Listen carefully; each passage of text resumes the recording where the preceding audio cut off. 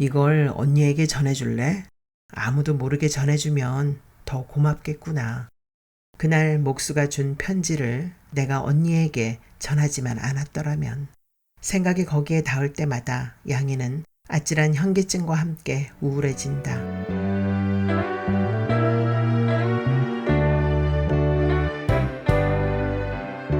초경, 신경숙.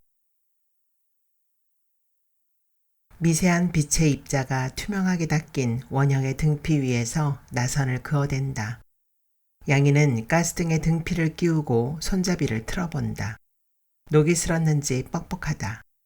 그 위로 쏟아지는 빛들이 잔치를 벌인 듯 양의 눈두덩까지 기어올라 간지럽힌다. 이만하면 청소 시간의 닦개로 구석까지 벅벅 문질러 놓은 유리창보다 더 힘얼건 것 같다. 양이는 세수대야에 남은 펌프물을 쏟아버리고 허리를 편다. 어머니는 변소로 향하다가 가스등을 들고 서 있는 양이와 마주치자 객적은 표정을 짓는다. 그 묵은 걸 어디 쓰려고? 오빠가 밤고기 잡으러 가고 싶다고 해서. 이 가뭄에 물고기는 무슨. 어머니가 오빠가 있는 방을 향해 얼굴을 돌리며 이맛살을 찡그린다. 어제, 오늘, 아니 그 이전부터 들에서 돌아올 때나 마루에서 내려설 때 무심코 오빠 방을 건너다 보는 어머니의 눈빛 속에는 무연함이 섞인 끈끈한 무엇이 있다. 그래서일까? 어느새 오빠도 언니처럼 양이의 가슴 속에서 휘영청 늘어진 밤그림자 같다. 빨랫줄에 잠시 달아두면 물기가 말끔히 마르니라. 주머니에 손을 넣으면 언제나 언니의 브로치가 만져진다. 꺼내보지 않아도 브로치에 새겨진 평화스러운 교회의 탑이 눈앞에 펼쳐진다. 브로치를 만지고 있으면 댕그렁 댕그렁 종소리가 가슴속까지 파고드는 착각이 일기도 한다. 손가락으로 높은 탑을 따라가다 보면 종소리 대신 눅진한 무엇이 가슴속을 채워 맥없이 서러워진다. 뭔가 잔뜩 뒤틀려 있다는 생각이 들어 겁을 먹고 사방을 휘둘러 보면 굳게 닫혀있는 오빠의 방문과 부딪힌다. 오빠가 걸어놓은 방문 속에 언니가 흔적처럼 남겨놓고 간 브로치 속에 숨겨져 있는 은밀한 것들, 그 뒷전에 혼자 버려진 것 같은 느낌. 순간 양이는 막 선잠에서 깨어난 듯한 낯설음과 함께 괜히 배가 싸르르 아파온다. 오빠가 불쑥 나타난 밤은 칠흑같이 어두웠다. 구름이 잔뜩 끼었던 낮 동안의 날씨 때문에 비가 올지도 모른다며 아버진 사불 마당 평상에 기대놓고 누워있었다. 굳은 비가 내릴 것 같은 밤, 날벌레 떼가 다른 날보다 한층 기승을 떨어 눈앞이 어지러웠던 밤. 60촉 전등 불빛 앞으로 하루살이들이 투신하듯 날아들고 하늘 밥도둑도 먼 데서 날아와 마루기둥에 날개를 부착시켰을 때 열려진 대문으로 누가 들어왔다. 방학이 아니었으므로 양이는 그 시커먼 그림자가 오빠라고는 전혀 생각지 못했다. 네가 어쩐 일이여? 아버지가 오빠임을 먼저 알아보고 깜짝 놀라 몸을 일으켰다. 오빠는 어둠과 섞여버린 듯 시커멓게 서 있기만 했다. 어쩐 일이냐니까? 굳었던 밤하늘에 하나둘 별들이 자태를 나타냈다. 나무 기둥에 꼼짝 않고 붙어있는 하늘 밥도둑을 떼어내며 내일도 비 오긴 틀렸네. 엉겹결에 내뱉은 양이의 말도 저 혼자 떠돌다가 쓰러졌다.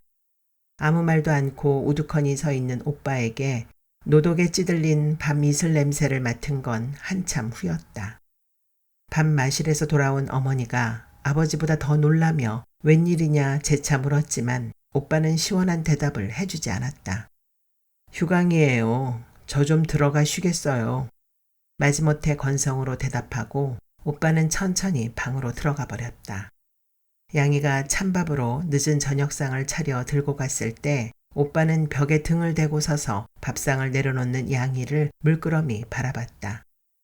식물 채집을 도와주고 매미채를 만들어주던 오빠와는 너무나 생경한 눈빛으로 아직껏 본 적 없는 오빠의 낯선 눈빛과 마주쳤을 때 양이는 당혹감으로 하마터면 털썩 주저앉을 뻔했다. 밥상은 다음 날 아침 젓가락 한 번 스쳐간 자국 없이 고스란히 되물려 나왔다. 그뿐이었다. 오빠는 도무지 움직이려 들지 않았다. 답답해진 아버지와 어머니가 번갈아가며 이것저것을 캐물어도 오빠 입에서 얻어낸 말은 딱 한마디였다. 휴강이에요. 도대체 무슨 꿍꿍이 속이냐? 어? 두어 숟갈도 줄지 않은 밥상을 다시 내가며 어머닌 소가리를 했지만 오빠는 묵묵부답이었다. 그러나 어머니가 모르는 것을 양이는 두 가지 알고 있었다. 오빠가 허리를 몹시 아파한다는 것과 뭔가를 몹시 두려워하고 있다는 거였다. 오빠가 내려온 다음 날 아침 밥상을 내오려고 오빠 방에 갔을 때 오빠는 벽에 얼굴을 대고 엎드려서 처음으로 양이에게 말을 붙였다. 6학년이지? 넌 왜 내가 학교 안 가냐고 묻지 않냐? 양이는 대답을 하지 않았다. 오빠가 쓸데없는 말을 하고 있다고 생각했다. 어머니에게도 휴강이라고 한마디로 간단히 대답한 오빠가 자신이 묻는다고 자세히 말해줄까? 어색한 침묵이 잠깐 흐른 뒤에 오빠가 벽에서 얼굴을 돌렸다. 눈이 붉게 충혈되어 있었고 불쑥 나타난 밤보다 훨씬 더 수척했다. 혹시 처음 보는 사람이 날 찾지 않든? 아니, 누가 만일 날 찾거든 내가 여기 있다고 말해선 절대로 안 된다. 오빠가 절대로라고 너무 힘을 주는 통에 양이는 괜히 죄를 지은 사람처럼 가슴이 철렁 내려앉고 섬뜩거렸다. 난 이 집에 없는 거다. 알겠어? 혹시 동굴이 어딨냐고 묻는 사람은 괜찮다. 오빠의 잔뜩 긴장된 얼굴에 흐르는 땀방울이 답답하고 서먹해서 덥지 않느냐고 창문을 열어주느냐고 물었다. 오빠는 오히려 조금 열려있던 창문을 닫아달라고 했다. 양이가 창문을 마저 닫고 방을 나오려 할 때 오빠는 망설이는 마음이 역력한 투로 다시 양이를 불렀다. 내일 학교에서 돌아오면서 약국에서 파스 좀 사다 주겠니? 오빠는 몸을 일으켜 앉으며 빤히 쳐다보는 양이에게 다짐을 받아냈다. 너만 알아라. 아무도 모르게. 그날 약국에 갔다가 양이는 아버지를 봤다. 약국 맞은편은 포목점이었는데 더위 때문에 커다란 유리문은 활짝 열려 있었다. 햇빛의 역광 때문에 양이는 파스를 사들고 나오면서 얼굴을 찌푸려야 했다. 고개를 들었을 때 포목점 앞에 자전거를 세우고 있는 아버지가 보였다. 소스라쳐 파스를 감추다가 당황해서 그만 파스를 바닥에 떨어뜨리고 말았다. 마을에서 읍내 여자라고 부르는 포목점 주인 여자가 곱게 분칠을 한 모습으로 푸르고 붉은 비단폭에 가려져 있다가 호들갑스럽게 아버지를 반겼다. 며칠 뜸해서 기다리던 참이에요. 그래, 따님은 찾으셨어? 제 발로 달아난 년 찾아다가 어디다 써? 다 둥지가 따뜻한 줄 알면 날아와요. 걱정 말아요. 아버지 팔뚝을 스스럼 없이 잡아 끄는 읍내 여자의 흰 손이 괜히 무색해서 양이는 황급히 약국을 나와버렸다. 어머니가 들로 나간 것을 확인하고 양이는 장독대로 간다. 젓갈, 고춧가루, 된장, 묵은 장에서부터 햇장이 담긴 크고 작은 독이 가로 세로줄을 맞춰 나란하다. 어머니는 틈만 있으면 장독대 청소를 한다. 따로 걸레를 여러 개 만들어 독에 내려앉은 먼지들을 닦아내고 또 닦아낸다. 반짝 빛나고 있는 장독들을 보면 양이는 어떤 밝은 세계를 엿보고 있는 것 같아 절로 환해진다. 교회를 짓기 시작할 때 어머닌 교회 사람에게 부탁해서 장독대를 바닥보다 높이 시멘트로 발랐다. 그 후로는 물을 길어다가 시원스럽게 바닥을 쓸어내면 독들은 마치 새 옷을 갈아입은 것처럼 더 말끔해졌다. 언니가 집을 나갔을 때 허둥지둥 찾아다니다가 지친 몸으로 돌아와서 담담하게 장독대 청소를 하는 어머니의 뒷등을 양이는 쭈그리고 앉아 쳐다봤다. 방 안에 틀어박혀 아무 말도 않는 오빠의 무거운 마음을 방문 밖에서 헤아리다가 허적허적 장독대로 가는 어머니의 뒷모습을 봤을 때는 까닭없이 양이의 온몸에 힘이 쭉 빠져버리기도 했었다. 양이는 왼쪽부터 차례대로 독뚜껑을 열어보다가 한참 만에 소금독을 찾아낸다. 정사각형의 흰 결정체들은 느닷없이 햇볕을 받아 반짝거린다. 짠 냄새는 뒤에 맡아진다. 양이는 준비해왔던 중 플라스틱 바가지 가득 소금을 퍼담았다. 소금의 까슬한 감촉이 손바닥에 닿았을 때 눈 같은 소금 빛깔이 문득 정의를 떠올리게 한다. 큰 냄비에 소금을 붓고 석유 골로 심지에 불을 붙이면서 양이는 비밀스럽게 마당의 기척을 살핀다. 소금은 뜨겁게 달궈지면서 매캐한 냄새를 풍긴다. 오빠 방에 들어올 때마다 양이는 창문을 열고 싶어진다. 땀 냄새 같은 끈끈한 냄새가 바깥 공기와는 확실히 다르다. 오빠는 누운 채로 자루에 든 소금 뭉치를 손가락으로 꾹꾹 찔러본다. 그러고는 이게 무엇이니? 하는 눈으로 의아하게 양이를 본다. 소금을 불에 달군 거야. 귀빈이네 할머니도 허리 아픈데 이렇게 하던걸. 오빠의 시선이 거북스러워 양이는 얼른 천장을 올려다본다. 이런 일 하지 않아도 돼. 가스 등도 다 닦아뒀는데 물고기 잡으러 가. 양이는 괜히 서러워져서 손가락을 모아 탁탁 튕긴다. 파스를 사온 날 처음으로 오빠 등을 봤을 때 양이는 팔뚝에 돋는 소름을 쓸어내렸다. 강목 같은 걸로 두들겨 맞은 자국인가? 등뼈를 타고 시퍼런 멍이 들어있었다. 멍든 자린 아프지 않아. 오빠는 허리를 중심으로 척추선에 파스를 붙여달라고 했다. 아프지 않다고는 했지만 가장 푸른 멍이 든 자리가 자꾸 눈에 감겨서 남은 파스로 푸른 멍을 가렸다. 문득 아버지의 매질로 시퍼렇게 멍이 들었던 언니의 얼굴이 오빠의 등 위로 겹쳐져서 눈물을 떨어뜨리고 말았다. 오빠는 벽을 향해 돌아누우며 수렁으로 가라앉는 소리를 냈다. 미안하구나. 아무도 몰라. 걱정 안 해도 돼. 양이는 자신의 말이 겉도는 것 같아 오빠처럼 소금 자루를 꼭꼭 엄지로 찔렀다. 다른 말을 더 하지 않고 소금 자루를 편편하게 한 다음 깔고 눕는 오빠가 고맙다. 오빠는 왜 학교 안 가? 처음으로 그렇게 묻고 싶은 것을 양이는 꾹 눌러 참는다. 남새밭을 지나게 되면 꼭 미완성의 교회가 기웃거려진다. 햇볕이 쨍쨍한 아래로 붉은 벽돌이 뜨겁게 달아있다. 말라 비틀어진 채 나무 냄새를 잃은 대패밥이 지익지익 발에 밟힌다. 강목 토막에 걸려 넘어질 뻔하면서 뜨겁게 볕을 받은 모래를 한 줌 쥐자 손바닥으로 후끈 열이 번진다.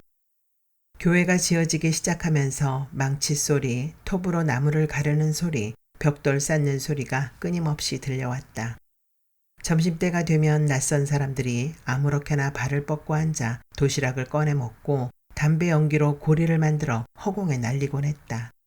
그날 목수가 준 편지를 내가 언니에게 전하지만 않았더라면. 생각이 거기에 닿을 때마다 양이는 아찔한 현기증과 함께 우울해진다. 이걸 언니에게 전해줄래? 그해 저물녘 목수의 은근한 목소리에 양이는 두어 걸음 물러섰다. 목수의 어깨 뒤로 오전에 세워진 교회의 첫 기둥이 보였다. 탑을 세우고 꼭대기에 십자가를 달 거란다. 물러서는 양이를 보고 목수는 묻지도 않은 말을 했다. 어색하게 웃는 목수의 옆 얼굴에 설핏 그림자가 졌다. 그 그림자가 소아마비로 못쓰게 된 다리를 절름거리며 대문 밖을 나설 때마다 낭패감으로 일그러지는 언니의 표정과 닮아 있었다. 목수는 씁쓸해하게 돌아섰다. 그가 한참 멀어졌을 때 양이는 목수에게로 달려갔다. 양이가 손을 내밀자 목수는 작업복 윗주머니에서 반으로 접은 편지를 꺼내주었다. 뒷곁으로 언니를 불러내 그 편지를 전해주었을 때 언니의 얼굴에 피어있던 건선에 화기가 돌아 언니가 예뻐 보이지만 않았더라도 양이는 두 번째, 세 번째 편지는 전해주지 않았을 것이다. 편지를 건넬 때마다 목수는 양이의 어깨를 가볍게 잡아 돌려 세우고 조심스럽게 말했다. 얘야, 아무도 모르게 전해주면 더 고맙겠구나. 아, 언니는 어디로 숨어버린 것일까?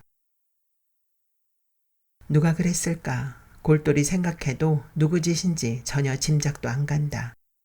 변소 뒷벽 붉은 벽돌에 하얀 크레파스 낙서. 양이는 그 낙서 생각만 하면 얼굴을 못 들겠다. 아버지의 치켜뜬 눈이 떠올라 눈물까지 나려든다. 윤양희는 송귀빈의 색시다. 둘이 입맞추는 걸 난 봤다. 붉은 벽돌의 하얀 낙서는 누구에게나 금방 눈에 띄었다. 짓궂게도 윤양희에다가는 두 겹 세 겹으로 동그라미까지 그려놓았다. 풍금을 옮기려고 바나이 너댓과 3반 교실문을 열었을 때 사내 아이들이 키득댄다. 양이는 얼굴이 확 붉어진다. 조심해서 들거라.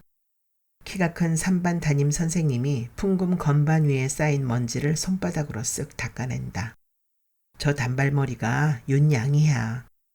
누군가가 실컷 소리를 죽여 말했지만 양이의 귀엔 선생님이 출석을 부를 때보다 더 크게 들린다.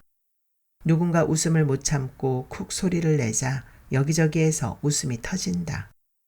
양이는 어지럼증이 일고 다리조차 휘청거린다. 조용히들 해라. 3반 담임 선생님의 굵직한 목소리 어딘가에도 웃음이 담겨진 것 같이 느껴져 양이는 가슴까지 화끈거린다. 풍금 아랫부분을 받친 손바닥에 진득한 땀이 괜다.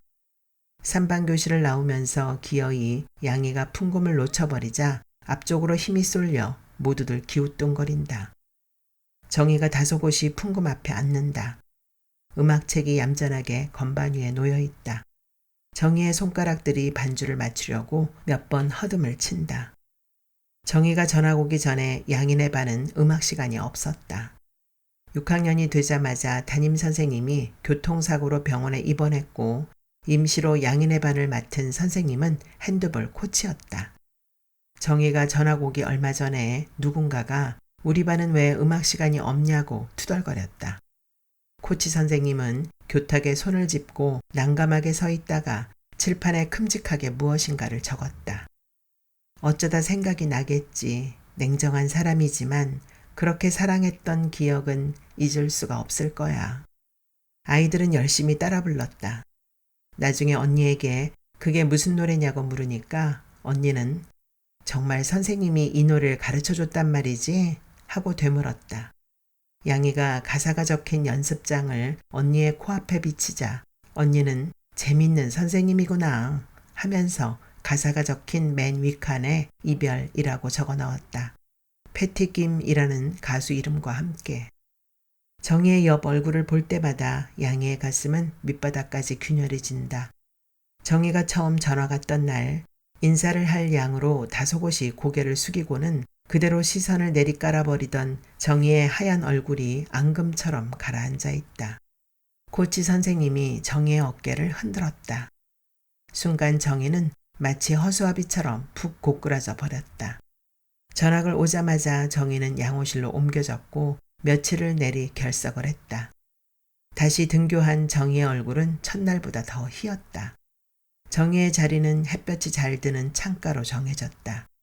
수업 도중에 무료해서 양이가 고개를 돌리면 정희의 옆모습이 들어오는 위치였다. 어느 땐가는 정희가 교실에 앉아있는 게 아니라 유리창 밖에 저 혼자 앉아있는 것 같아서 양이는 쉬는 시간에 오가면서 쓸데없이 정희의 책상을 쓸어보기도 했다. 앞 가르마를 반듯하게 타서 양 갈래로 묶어 따내린 검은 머리채가 자꾸 흔들리는 것 같다. 양이는 눈을 감았다가 다시 뜬다. 분명 풍금 반주는 정희 솜씨인데 옆반이나 아래층에서 들려오는 것 같아서다. 양이는 노래를 멈추고 고개를 돌린다. 교실 밖으로 넓게 펼쳐진 운동장엔 아무도 없다. 운동장 담장 주위를 삥 둘러 심어진 포플러 나무는 햇볕에 지친 그림자만 길게 늘어뜨리고 있다. 철봉대를 쓸어보면 뜨겁게 달궈진 녹물이 묻어나리라. 교문의 철제에서도. 아버지가 언니를 윗방에 감금하고 머리를 자르는 소동을 벌인 다음 날 반아이가 교문에서 누가 양이를 찾는다고 전해왔다. 달려나가니 언니가 등을 돌리고 서 있었다. 언니의 긴 머리에 난 가위질 자국에 눈이 시었다. 양이가 다가가자 언니가 돌아섰다. 아버지의 사나운 손길이 지나간 언니의 얼굴에 푸른 멍이 들고 입술은 터져 있었다.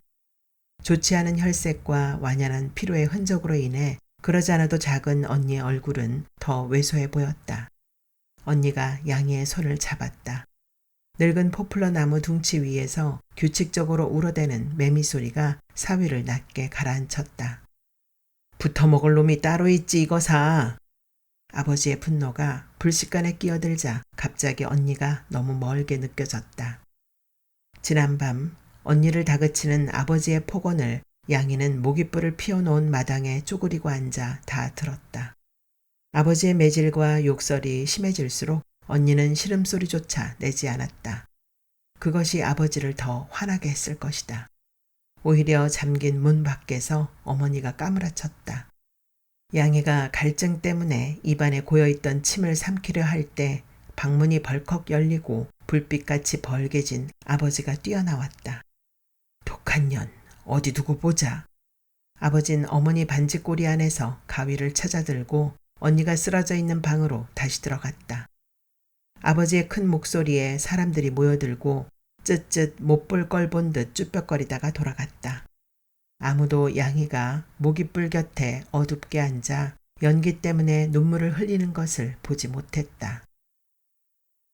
난 떠날란다, 양이야. 양이의 손을 잡은 언니의 손이 가늘게 떨렸다. 문방구 주인이 고개를 쑥 내밀고 언니와 양이를 미심쩍게 바라봤다. 그 사람을 찾아가야겠어. 누굴 찾겠다고? 양이는 어색한 침묵 속으로 끼어드는 낯설음이 싫어 얼굴이 불그레한 목수를 떠올렸으면서도 물었다. 무심코 주머니 속에 브로치가 만져졌다. 언니는 대답을 안 하고 양이의 얼굴을 깊게 바라보곤 잡은 손에 힘을 주었다. 어머니 말씀 잘 듣거라. 기어이 언니는 말 끝에 울음을 흐득였다. 얼굴이 퉁퉁 부어올라 있던 참이라 언니의 얼굴은 묘하게 일그러졌다. 언니는 입술을 꼭 깨물더니 몸을 돌려 세웠다. 언니가 남빛 치마를 입고 있다는 걸 그때 알았다. 양이는 다급하게 언니의 치마를 잡았다. 돌아서는 언니의 눈이 뿌옇게 흐려 있었다. 언제 돌아올 거야? 언니가 두어 걸음 다가와서 양이 머리를 쓸다가 흑 느껴 울었다. 양이는 언니에게 약속을 받아놔야 된다고 생각했다. 이대로 아무 언약도 없이 언니를 보내버리면 언니가 다시 돌아오지 않을 것 같았다. 언니 오면 돌려줄 게 있어 그런다. 언제 올 건데? 언니는 그게 뭐냐고 묻지 않았다. 잃어버린 브로치, 그걸 내가 선반에 얹어두었단 말이야. 양이는 주머니 속의 브로치를 매만지며 짜증스럽다는 듯 억지를 부렸다. 사흘 후에 오마. 언니가 돌아섰다. 그리곤 뛰었다. 언니의 남빛 치마가 휙 날리는가 싶더니 이내 저편 골목길로 사라져버렸다. 절름거리는 언니답지 않게 빠른 속도로. 풍금 소리가 멎는다.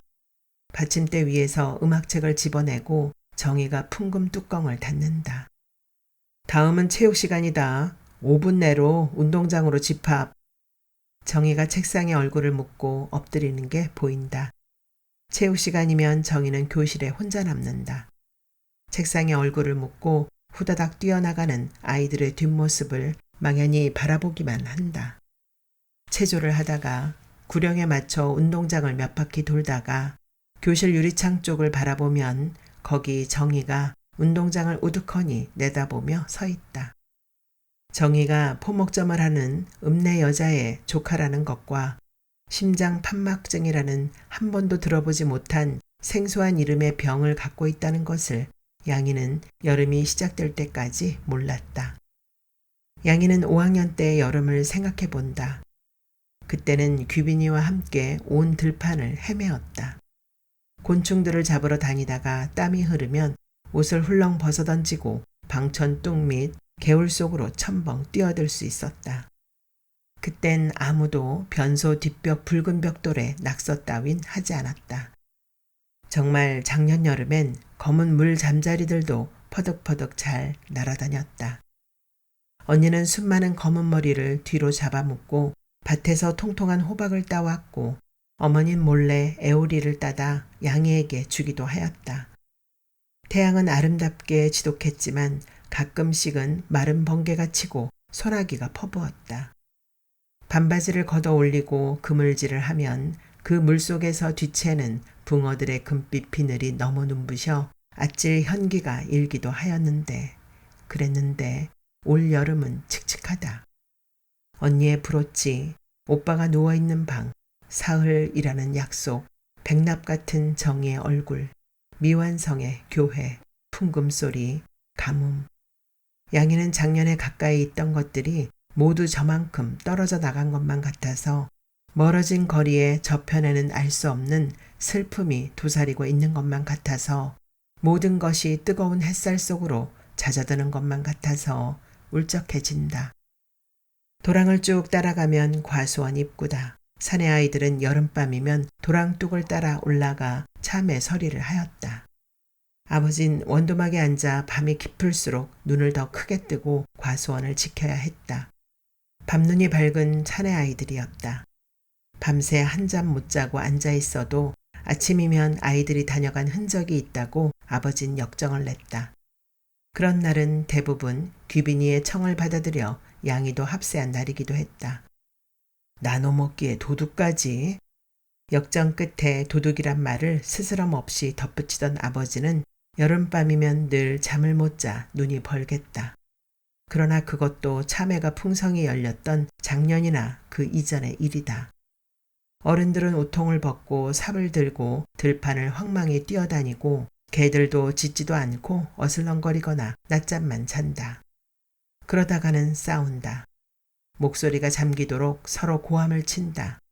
모를 심기까지만 해도 서로 품앗이를 하며 막걸리를 마시고 취한 몸으로 비틀거리며 달빛 내린 신장로를 정답게 걸어오던 어른들이 언제 그랬냐는 듯 모든 것이 이상스럽게 엉망인 올여름이다. 헛간에서 북덕이 좀 퍼다가 모깃불 좀 피우거라. 아버지의 귀가가 늦어지자 어머니가 삽을 챙겨들고 오빠 방을 본다. 답답하지도 않는갑다. 문을 저리 칵 닫고. 누구에게 랄 것도 없이 답답한 마음을 어머니가 그렇게 푸는 것이라는 걸 눈치채는 데는 시간이 꽤 걸린다. 오빠에게 손님이 찾아온 것은 저녁 무렵이다. 양이가 멍하니 마루에 앉아 있었을 때 낯선 남자가 대문을 밀고 들어와 머뭇대더니 성큼 양이에게로 왔다. 양이는 교회 문제로 어머니를 찾아온 도회 사람인가 했다. 아버지에게 매질을 당하고 언니가 집을 나간 후 어머닌 남새밭 계약을 이행 못하고 지금까지 지어놓은 교회 건물을 부수든지 어쩌든지 하라며 도회 사람의 얼굴을 보지 않으려 하는 터여서 도회 사람은 몇 번 헛걸음질을 하고 있었다. 네가 양희? 처음 오빠가 집에 왔을 때처럼 노독에 찌들린 행색이 초라한 남자의 목소리는 터무니없이 작다. 윗옷으로 입은 검은 티셔츠의 빛이 발에 희끗하다. 내 이름을. 양이는 마루에서 내려오면서 남자를 빤히 쳐다본다. 동굴이 어딨는지 가르쳐 주겠니? 혹시 동굴이 어딨냐고 묻는 사람이 있다면 문득 오빠의 말이 스쳐 지나갔다. 비밀스러움에 양이가 어깨를 오므리고 있는데 방문객의 기척을 느꼈던지 오빠가 방문을 연다. 그렇게 굳게 닫혀만 있던 오빠의 방문이 열리다니. 양이는 미심쩍어 눈을 크게 뜬다. 반가운 오빠의 손짓을 받고 낯선 남자는 방 안으로 들어간다. 의아하게도 신발을 들고. 후배들마저 새어나오는 오빠 목소리에 체념이 서려 있다. 이젠 지쳤어. 더 이상 몸을 숨기는 것도 무모한 짓인 줄 알면서 왔어. 그렇다고 두 손 들고 나갈 순 없잖아요. 다음을 기약해야죠. 다음? 침묵이 흐른다. 양이의 입안에 고였던 침이 어색하게 삼켜진다. 무슨 일일까? 양이는 무슨 생각인가 해보려 했지만 아무것도 연결되어지는 게 없다. 오빠 등에 시퍼런 어혈과 파스를 붙였던 자리에서 묻어났던 타액질 같은 끈적한 감촉만 되살아난다. 며칠만이라도 여기 묵으세요. 집안 식구들은 저 다락에서 기거하세요. 사실 제가 요즘 두려웠었는데 선배님을 뵈니 든든합니다. 기막히게도 신발까지 들고 저 속에서 오돌오돌 떨고 있는 모습을 동생한테 들켰어요. 양이는 방문 앞에서 걸음을 뗀다. 알 수 없는 안개 같은 일뿐이다. 여기서 벽보를 보니 내 얼굴이 붙어 있더군. 더 물러설 곳이 없어서 내려왔네만 자네에게 폐를 끼치게 될 것 같아. 양이는 펌프질을 해서 물을 한 바가지 퍼 마신다. 그래도 갈증이 가라앉질 않는다. 양이는 오빠와 가족들을 묶어놓고 있던 끈이 툭 끊어졌다는 생각이 든다. 정말 오빠는 언니가 보이지 않아도 언니의 안부를 한 번도 묻지 않았다. 자신도 슬프고 외로울 때 오빠에게 위안과 사랑을 받을 수 없으리라 느끼자 무릎이 꿈뻑 꺾인다. 저녁밥에 섞었던 완두콩이 상 한 구석에 골라 나왔을 뿐 오빠가 온 뒤로 처음으로 빈 밥상을 들고 나오면서 양이는 또 배가 싸르르 아파온다. 오빠는 밝은 얼굴로 가스등에 불을 붙이라고 말하면서 씩 웃기까지 한다. 웬일이다냐? 밥그릇을 깨끗이 비우고. 양이는 어머니 말을 못 들은 척 부엌을 나온다. 배의 통증이 점점 심해진다. 식성도 변했구나. 완두콩밥을 해주면 콩만 골라 먹더니만. 가스등 불빛을 보고 풀섭에 앉아있던 분화비 떼가 등피에 착 달라붙는다. 등을 이리다오. 오빠는 냇물 속으로 들어가며 물속을 가리킨다. 냇물 속을 아무리 뒤져도 붕어는 잡히지 않을 것이다. 수심이 이렇게 얕은데. 안 되겠구나. 오빠는 허리에 팔을 받치고 그대로 한참 서 있다. 수심이 너무 얕아서 안 되겠다는 건지 허리가 아파서 안 되겠다는 건지 헤아려 보다가 양이는 오빠가 나무 같다는 생각을 한다. 오빠는 내뚝에 오르자 바닥에 등을 대고 눕는다. 분화비가 불빛의 끝을 따라 획을 그으며 사라진다. 오빠가 뭐가 됐으면 좋겠니? 학교 졸업하면 판사가 된댔잖아. 그래, 넌 판사 오빠가 좋으냐? 오빠는 손을 뻗어 양이의 손을 잡는다. 오빠의 얼굴로, 어깨로, 다리로 야영이 한창이다. 멀리 보이는 냇물의 물살이 호수 같다. 그리스 어느 호수에 자매 님프가 살고 있었지. 양이는 가스등을 오빠 얼굴에 비춘다. 해바라기 전설 알아? 님프 자매의 아버지는 바다의 신이었어. 포세이돈? 포세이돈. 무섭고 엄격한 신이지 아마? 그래, 그랬어. 님프 자매는 해가 있는 동안은 아예 호수에서 놀 수조차 없었어. 만약 동이 터도 호수 위에서 놀고 있으면 큰 벌을 내리겠다고 했거든. 근데 어느 날 놀이에 정신이 팔려서 동이 트고 있는 걸 잊은 거야. 그때 태양의 신 아폴론의 황금마차가 지나갔어. 그 순간부터 님프 자매는 똑같이 아폴론을 사랑하기 시작했어. 그러던 어느 날 동생 님프가 언니가 동이 터도 호수에서 돌아오지 않는다고 아버지에게 일러 바쳤어. 동생 님프의 고자질로 언니는 감금되고 동생은 혼자서 아폴론을 기다린다. 그러나 아폴론은 동생의 소행을 알고 있었으므로 거들떠 보지도 않는다. 동생은 그 자리에 선 채로 아폴론의 마음이 돌아서길 기다렸지만 9날 9밤 끝내 아폴론은 웃어주지 않는다. 기다림에 지쳐 동생 님프는 그 자리에 뿌리를 내리고 꽃이 되고 만다. 그래서 해바라기는 해를 보고 빙빙 도는 거래. 오빠의 대답 소리가 안 들린다. 모기 한 마리가 오빠의 팔뚝에 침을 꽂고 피를 빨고 있다. 언니도 오빠도 정이도 갈수록 나빠져만 간다. 양이는 서글픔이 물처럼 가슴 속으로 스며들어와 오빠 몰래 울고 싶어진다. 별빛이 휘황하다. 우기의 조짐은 전혀 보이지 않는다. 오빠가 잠을 깰 때까지 양이는 가스등을 들고 쪼그린 채 앉아있다. 그저 끌리는 대로 말이다. 그저 끌리는 대로 몸과 마음을 온통 다 맡겨버리고 싶구나. 달이 중천을 향할 때 오빠는 부스스 일어나 혼잣말 하듯 중얼거린다. 아무래도 내가 군산에 다녀와야겠소. 아버지에게 들리지도 않게 어머니는 빨리 말을 하고 끊는다. 아버진 이렇다 할 말 대신 탄식을 깊은 곳에서 끌어낸다. 그리곤 뒷짐을 지고 대문을 나가버린다. 등 뒤에 묻어있는 보풀하기를 뜯어내어주면서 양이는 쓸데없이 어머니 등을 몇 번 두드린다. 군산에서 언니를 본 사람이 있다는구나. 만날 수나 있을지. 가방을 들면서 어머닌 오빠 방을 건너다 본다. 어머니의 눈 그늘이 밤사이에 한치나 더 깊어졌다. 오빠가 아무 말 없더냐? 양이는 대답 대신 고개를 흔들며 손을 내민다. 양이 손을 잡아주는 어머니 손이 쇠갈기 같다. 무슨 속인지 어째서 이 모양일꼬. 어머니의 목소리는 뼛속이 텅 비어버린 것 같이 휑하다. 양이가 아침상을 들여놓자 오빠는 눈을 동그랗게 뜬다. 밥그릇이 2개였기 때문이다. 양이는 집안에 아무도 없다는 표시로 손을 흔든다. 그러다가 객적어서 상위에 놓여있는 젓가락을 들고 톡닥거려 본다. 오빠에게서 느낄 수 있었던 단단하고 빛나던 것들이 그리워진다. 오빠는 대장이었다. 주변엔 늘 또래 친구들이 붐볐고 어색하지 않게 오빠는 그들 위에 군림했다. 한 번도 1등을 놓쳐본 적이 없는 오빠는 당연한 듯 적을 두고 있던 서울의 대학에 합격도 하였다. 장차 큰 인물이 될 것이라고 사람들이 뒤에서 오빠 말을 할 때마다 양이는 늘 가슴 속에 샘물 같은 것이 산뜻하게 고여오곤 했다.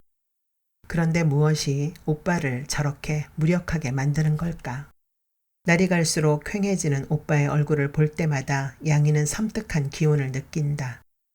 그 섬뜩함은 그냥 삭혀지지 않고 어쩌면 오랜 뒤의 시간 속까지 그늘로 덮어올 것 같아 불안해진다. 오빠로 인해 아름답고 활기찼던 지난 날들은 색깔이 하나였다. 그런데 지금은 오빠가 어둠 속에서 짐승처럼 웅크리고 앉아있는 것 같아 양이는 절로 어깨가 움찔거려진다. 젓가락을 내려놓고 양이는 초조한 마음에 잿더리를 들고 나온다. 그만 문턱에 걸려 넘어지자 잿더리가 뒤집어지면서 공명음을 낸다. 괜찮아. 정강이가 아파오는데도 오빠를 향해 괜찮다는 말이 먼저 튀어나온다. 오빠는 어디 먼 곳을 보고 있는 것 같다. 오빠가 얼굴을 돌려서가 아니라 해독제 같은 오빠 눈빛 때문이었는데 그 눈빛은 정다웠지만 산만하게 흩어져 있어서 정작 양이의 얼굴에 와닿지 못하고 중간에서 부서져 버린다. 정희는 오늘도 나타나지 않는다. 어제는 읍내 여자가 코치 선생님을 만나고 갔다. 읍내 여자가 양이 곁을 스쳐갈 때 양이는 미미한 향내가 간지러워 재채기를 해버렸다. 넷째 시간이 끝나면 갈래머리의 정희가 자주색 가방을 들고 홀로 빠져나가던 후문으로 읍내 여자는 한가롭게 걸어갔다. 한복 치마 한 끝을 치켜 세우고 양이는 정희의 뒷모습을 보듯이 유리창가에 서서 읍내 여자를 보고 또 봤다. 양이는 때때로 학교 운동장의 모든 것들과 단절된 공백을 느낄 때가 있다. 전혀 생각도 않고 있던 일이 불쑥 되살아나기도 하고 그런 것들은 금방 서로 섞여 엉망이 되어버리기도 한다. 그러면 자연 몸이 움츠러든다. 진저리를 치게 하는 것은 막연한 두려움이다. 모두들 떠나버리고 혼자 남게 되리라는. 살풋 눈을 떠보니 총총한 별이 눈 안으로 쏟아진다. 마당의 평상에서 잠이 들었었나 보다. 한낮같이 푸른 밤하늘이 우물속보다 깊다. 포구에 가서 이 사람 저 사람 붙잡고 물어봤더니 언제 돌아오셨을까 어머니가 마루에 걸터 앉아있다. 모깃불을 뒤적여 그 불꽃으로 아버진 담뱃불을 붙인다. 배를 타고 장항으로 건너가는 걸 봤다는 사람이 있어서 장항까지 가봤는데 매캐한 연기가 갑자기 목을 컥 막히게 하는데 빠르게 북쪽으로 별똥이 떨어진다. 반지도 겨우 2돈짜리인데 언니가 어머니 반지를 양이는 그제서야 어머니 손가락에 반지가 안 보였던 걸 기억해낸다. 그대로 누워 별똥이 떨어지는 먼 곳을 바라보며 주머니 속 브로치를 만져본다. 이렇게 오래 돌아오지 않을 줄 알았다면, 그랬다면 브로치를 돌려주었을걸. 또 싸르르 배가 아프고 목이 간지럽다. 참아보려 할수록 기침이 올라온다. 정말 견디기 어렵고 무더운 밤이다. 가끔씩 전혀 생각지도 않은 순간에 섬뜩하게 때론 언니처럼 친숙하게 찾아오는 이 빗살 같은 느낌의 정체는 무엇일까? 문살로 스며들어온 햇살이 하얗게 톡톡 튄다. 아랫배가 묵지룩하게 느껴지면서 변비가 시작된 지도 꽤 오래된 일이다. 어디서 오셨대요? 마루 쪽에서 들리는 어머니 소린 잔뜩 긴장되어 있다. 어머니 손에는 땀에 쩐 수건이 쥐어져 있으리라. 아드님 방이 어딥니까? 낯선 목소리다. 누굴까? 숨기시려 해도 소용없어요. 다 알고 왔으니까. 그건 또 뭔 소리? 적입니까? 한 사람이 아니다. 적어도 세 사람은 되겠다. 후다닥 발자국 소리가 들리고 누군가 방문을 소리나게 열어젖힌다. 무표정의 오빠가 낯선 사내들 앞에 서 있다. 당황해서 허망히 서 있는 어머니와는 달리 오빠는 오래 감지 않아서 기름이 뜬 머리를 덤덤히 쓸어 올리고 있다. 낯선 사내가 오빠의 어깨를 끌어당기자 사태가 험악한 걸 느낀 어머니가 둘 사이를 가로막고 선다. 도대체 누군디 남의 집에 함부로 와서 이러요? 서울 성북경찰서에서 왔소. 사내가 걸주머니에서 사진이 붙은 네모난 신분증을 어머니 앞에 들이민다. 그런디 이놈이 뭔 도둑질이라도 했소? 도둑질이 아니라 역모를 했소. 역모? 선풍기가 마루에서 힘겹게 목을 꺾으며 돌아가고 있다. 오빠의 정수리에서 햇볕은 쨍쨍 빛나고 귀 밑으로 관자놀이깨로 땀이 흐른다. 어머닌 안 되겠던지 읍내의 낯익은 젊은 순경에 옷자락을 잡는다. 말 좀 해보구려. 내 아들이 뭔 죄를 지었소? 젊은 순경이 뒷머리를 극적이며 난처하게 이맛살을 찡그린다. 나도 자세한 내막은 모르고 서울에서 학생들이 뭔 당사에서 단식을 벌이고 있다는데 그런디요. 배우 조종자가 이 집에 숨어 있다는 제보가 들어왔소. 어머니 말을 되받은 사람은 젊은 순경이 아니라 그때까지 아무 말 없던 다른 사내이다. 아니 누가 누구를 숨겼다고 그라요? 방안을 좀 조사해봐야겠소. 조사를 해보나 마나 빈방 아니요. 어머니의 말은 상관 않고 사내는 신발을 벗고 방 안으로 들어간다. 무표정의 오빠 얼굴이 비로소 흐트러진다. 사내는 방 안을 둘러보고는 다락문을 가리킨다. 여기 좀 열어봐도 되겠소? 그 속엔 허브렉이 살림뿐이요. 사내가 문고리를 잡자 오빠가 빠르게 방 안으로 뛰어들며 가로막는다. 이 안엔 아무도 없어요. 허허, 그래? 제발 좀 가만히 내버려 둬요. 예? 가만히 있지 않는 건 자네들이야. 사내가 완강히 오빠를 밀어내는데 다락문이 안에서 먼저 열리고 더위와 노독에 찌들어 보이던 오빠의 선배가 내려온다. 이 두더지 여기 숨어 있었구만. 사내가 양양하게 웃을 때 어머니와 오빠 두 사람 중 누가 먼저 무릎을 꿇었는지 양이는 보지 못했다. 양이는 조바심을 치며 사내들 앞으로 다가서 본다. 입술이 바짝 말라붙고 마루에서 선풍기가 뿜어 올리는 무더운 바람이 목에 칭칭 감기는 듯하다. 이게 뭔 일이여? 이게. 어머니가 오빠의 누추한 윗옷을 잡고 어쩔 줄 몰라 하는 사이 사내 하나가 오빠의 선배를 데리고 간다. 선배는 등을 밀려 나가다가 양이와 시선이 부딪힌다. 양이가 빤히 바라보자 그는 얼른 눈을 거두어 가버린다. 자네도 함께 가야겠어. 다른 사내가 오빠를 떼밀자 어머닌 젊은 순경의 손을 담싹 잡아 끈다. 저놈 좀 어떻게 해줘. 저놈은 죄 같은 거 저지를 놈이 아니여. 조사를 받고 곧 풀려날 겁니다. 젊은 순경은 멋쩍게 뒷머리만 극적이다가 먼저 나가버린다. 얘는 못 데려가. 이놈이 어떤 자식인디. 말은 그렇게 하면서도 허물을 벗듯 오빠의 어깨에서 어머니의 팔이 스르르 풀리고 낙담한 울음소리를 내며 폭삭 무너져 주저앉는다. 양이는 대문 밖 골목까지 따라간다. 양옥이는 오빠가 처음으로 언니의 안부를 묻는다. 양이가 울먹이자 사내의 팔을 풀어놓고 오빠가 다가와서 양이의 어깨를 잡아 흔든다. 울지 마라. 난 곧 돌아온다. 오빠의 두 눈에 서린 붉은 핏발을 보자 양이는 외로움과 안타까움으로 또 다리가 꺾일 듯하다. 입술은 웃고 있는데 오빠의 표정은 잔뜩 일그러져 있다. 낯설게 섬뜩하게 와닿는 이 비밀스러움의 실체는 정말 무엇일까? 자, 빨리 가자고. 사내가 거칠게 끼어든다. 오빠는 왜 저런 모습일까? 생생한 안타까움에도 불구하고 오빠가 서먹서먹해져서 양이는 더 이상 따라 나서지 않는다. 양이는 마루에 책가방을 내려놓자마자 반사적으로 방문을 연다. 언니가 말했던 사흘은 이미 2달을 넘기고 있다.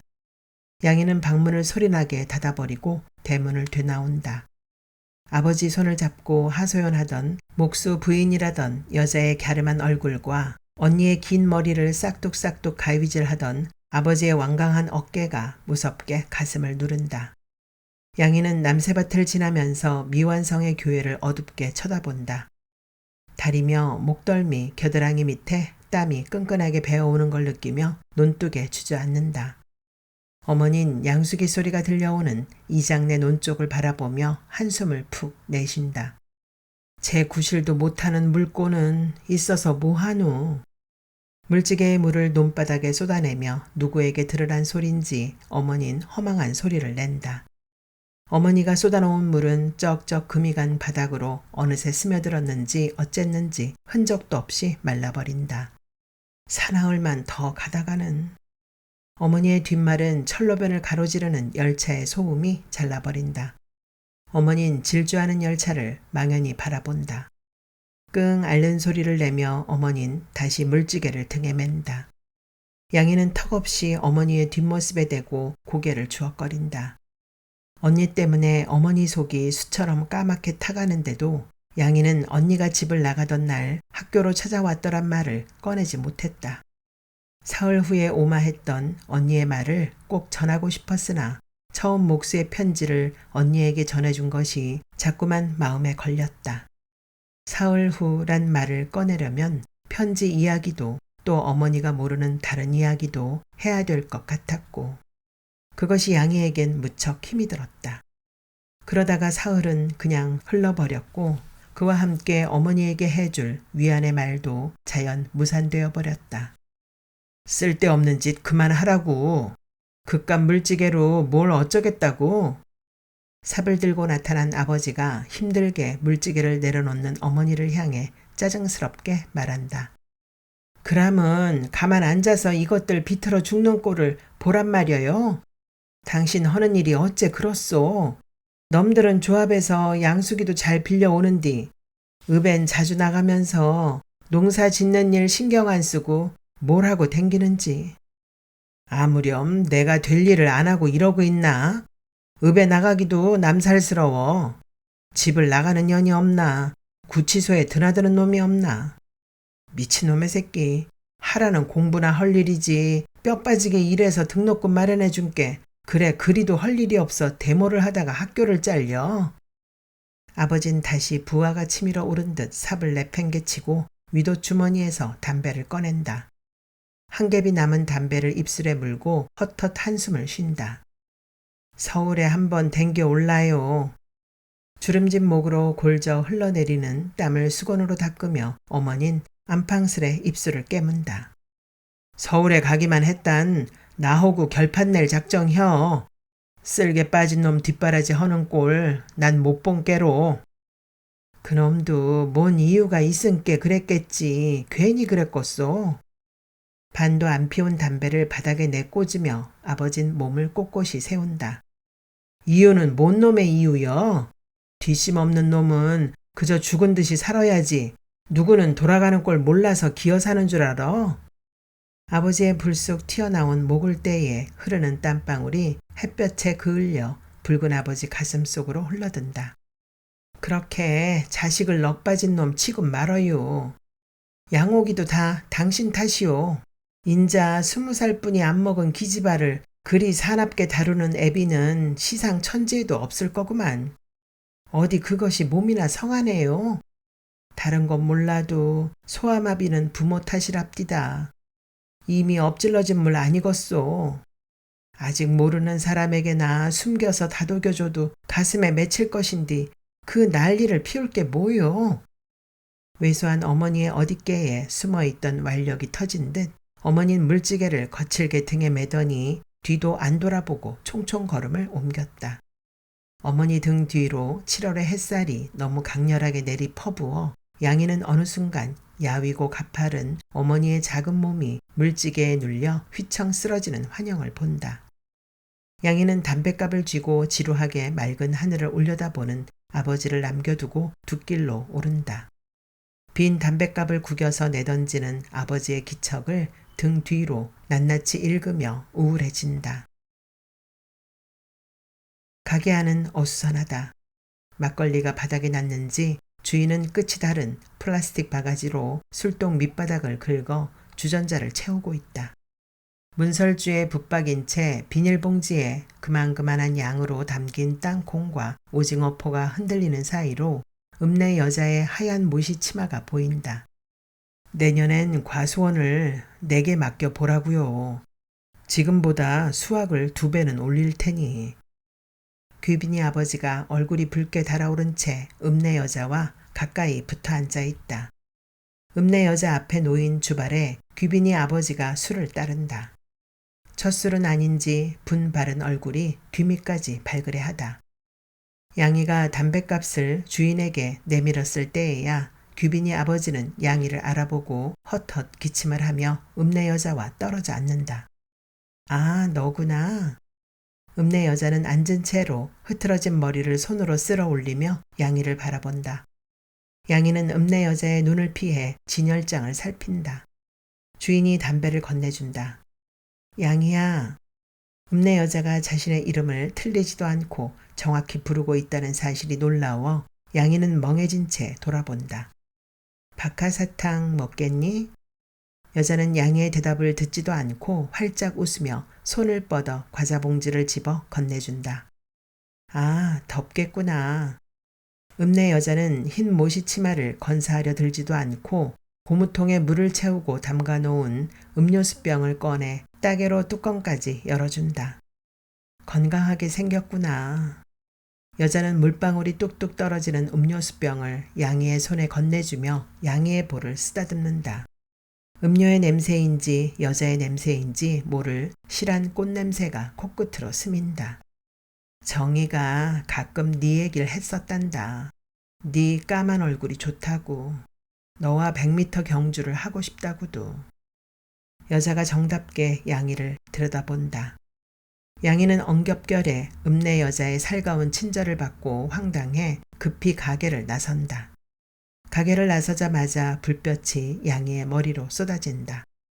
은순이와 정옥이가 등에 땡볕을 받고 구부리고 앉아 마른 모래 속을 뒤지고 있다. 질금질금 흐르던 개울물이 그나마 말라버려 물기를 잃어버린 잔모래가 볕에 하얗게 갈라져 있다. 정말 질긴 볕이다. 손바닥이 끈끈해서 들고 있던 음료수병과 박하사탕을 버리고 싶게 만든다. 양이야, 여길 계속 파면 미꾸라지가 나온다. 은순이가 양이를 쳐다보다가 햇빛 때문에 찡그리고 웃는다. 신통도 하다. 물도 없는데. 교회 짓는 목수 있잖니. 그 치를 울 언니가 봤다 하더라. 은순이가 양이를 바라보지도 않고 말한다. 리본을 예쁘게 맨 기집애를 아는 여자랑 기차를 기다리고 있더란다. 양이가 아무 말을 안 하자 은순이가 허리를 펴고 양이를 올려다본다. 목수는 교회를 짓는 데 사용될 목재를 경쾌하게 다루곤 했다. 길다란 나무도 가볍게 토막냈고 쓱쓱 대패질을 할 때는 콧노래도 불렀다. 언니에게 친절했던 그에게, 언니에게 브로치까지 선물했던 그에게 파마머리에 부인이 있었다는 걸 양이는 몰랐다. 언니는 언제 알았을까? 이것 봐, 여기 또 있다. 양이는 은순이를 외면하고 고개를 쑥 내밀고 정옥이의 구덩이를 들여다본다. 이거 마실래? 은순이와 정옥이가 손바닥에 모래를 탁탁 털고 양이 곁으로 와 앉는다. 먼 발치로 가게를 나서는 모시치마의 읍내 여자가 보인다. 그제야 생각이 난 듯 양이는 아버지 담뱃갑을 집어들고 훌쩍 일어선다. 아버지는 안 보인다. 바짝 말라가는 벼포기가 철길 쪽의 된바람에 순간적으로 짧게 흔들린다. 양이는 고개를 들어 먼 들판까지 내다보며 아버지의 모습을 찾는다. 담뱃갑을 옮겨쥔다. 비닐이 땀에 젖어 미끈거리고 그 위로 햇살이 사정없이 달려들었다가 반사되어 나간다. 눈을 감고 다시는 뜨고 싶지 않을 만큼 사나운 폭양이다. 과수원에 가셨나? 온몸이 끈적끈적하다. 철길을 따라 과수원 쪽으로 걸음을 옮긴다. 과수원에도 아버진 없다. 늦봄에 축 늘어지게 흰 꽃이 피었던 아카시아 나무 꼭지에서 매미가 지겹게 울고 있다. 이제 조그맣게 열리기 시작한 풋사과 하나를 따서 베어문다. 쓴맛이 너무 독해 뱉어내고 사과를 멀리 던져버린다. 과수원 고갯길을 막 돌아서려고 할 때다. 고갯길 풀숲에 사람의 모습이 설핏 보인다. 양이는 아버지인가 싶어 고개를 내려간다. 다리의 맨살에 쓰리게 감겨오는 풀을 제치려고 하다가 양이는 그만 우두커니 서버린다. 이 가뭄에 무슨 수로 수확을 2배로 올려? 내가 당신 속을 다 알지. 왜 이제 내가 시들해졌나? 아버지가 읍내 여자의 그 하얀 모시치마를 사납게 낚아챈다. 여자는 아버지가 하는 대로 가만히 있다. 성급하고 거칠게 여자의 치마 말기를 푼 아버지는 하얀 여자의 속치마 속으로 거리낌 없이 햇볕에 탄 손을 들이민다. 혼자 내가 무슨 재미로 살겠어. 데리고 있던 조카도 그나마 죽어버렸는데. 인혁은 벌써 며칠째 읍에 나오지도 않고. 양이는 들고 있던 담뱃갑을 그만 떨어뜨려 버린다. 풀잎이 다리를 휘감고 난 자리에 피가 맺히는 것도 상관 않고 양이는 미꾸라지 구덩이께까지 단숨에 뛴다. 숨이 턱까지 받친다. 석양역에 도회 사람이 어머니를 찾아왔다. 남새밭에서 쇤가지를 따고 있던 어머니는 도회 사람을 보자 허리를 꼿꼿하게 세우고 등을 돌려버린다. 양이는 과수원에서의 비밀의 무게에 휘청이며 돌려 세워진 어머니의 낮은 어깨를 훔쳐본다. 남새밭에 벽돌이 쌓여지고 어느 집보다 높고 튼튼한 기둥이 서고 무언가 근사하게 모양이 잡혀가는 교회를 보면서 이곳에서 앞으로 무슨 일이 벌어질 것인가 궁금했지만 지금은 몹시 생경하다. 대패질 소리와 함께 커가던 기대는 언니의 가출 이후로는 아픔으로 굳어간다. 교회만 보면 언니가 아주 안 돌아올 것만 같아 불안해지기까지 한다. 다 소용없어. 내 딸 망쳐놓은 교회 마저 지으라고 이 밭을 내놓을 순 없으니께. 난감해진 도회 사람은 안타깝게 몇 마디 인가를 더 덧붙였지만 어머니의 까만 얼굴은 어둑하게 굳어진다. 도회 사람은 양복 주머니에서 흰 손수건을 꺼내 이마에 흐르는 땀을 가만가만 닦아낸다. 양이는 슬그머니 손에 들고 있던 가지를 바구니에 담아놓고 돌아선다. 몇 자 안 남은 저녁빛 아래서 미완성의 교회는 그림자를 만들며 서 있다. 이제 완공이 얼마 안 남았는데 이제 와서 그러시면. 도회 사람은 목소리를 높이지도 내리지도 않고 정중하게 말을 계속한다. 가뭄에 지쳐있는 어머니는 도회 사람의 흐트러지지 않은 자세에도 곧 지쳐버릴 것이다. 언니의 건선핀 얼굴에 파이던 보조개의 서글픈 깊이가 주머니에 손을 넣게 한다. 까닭 모를 허전함이 양이 온몸에 힘을 쏙 빼간다. 양이는 스럭스럭 걸음을 옮기며 어깨를 으쓱해 본다. 선역으로 질펀이 깔린 진보랏빛이 점점 짙어간다. 도회 사람 말대로 예수님만 정성껏 믿으면 언니는 돌아오는가? 차디찬 밤 공기를 묻혀 돌아와서는 작고 질기게 어깨를 들먹이던 언니 생각이 코를 맹하게 한다. 아랫배 근처가 쥐어짜는 듯 아프고도 허리까지 휘어지는 것 같다. 주님은 안전뱅이도 고쳐내고 장님도 눈뜨게 했죠. 도회 사람을 올려다보던 어머니의 무연한 눈길이 모호한 슬픔으로 양이의 가슴에 박힌다.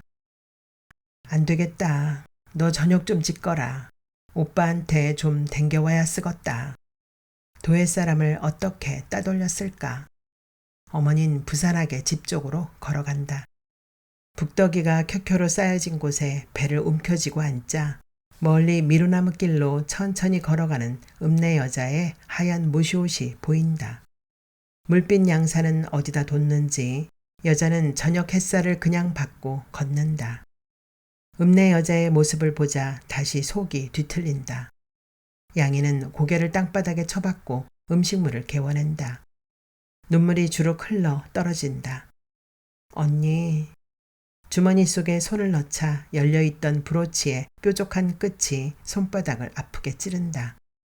혼자서 타박타박 걸어가는 여자의 뒷모습에 끈끈이 묻어있는 아버지의 그림자가 손바닥을 더 아프게 한다. 한 걸음 물러앉아 무릎을 쌓안고 얼굴을 묻는다. 여전히 들판에선 양숙이 돌아가는 소리가 지루하게 들려오는데도 처음 와보는 아주 낯선 곳에 혼자 버려진 듯한 외로움이 답답하게 가슴을 조여와 싸르륵 아파오는 아랫배의 통증과 메스꺼림을 참고 저녁볕을 등지고 앉아 꽤 오랫동안 운다.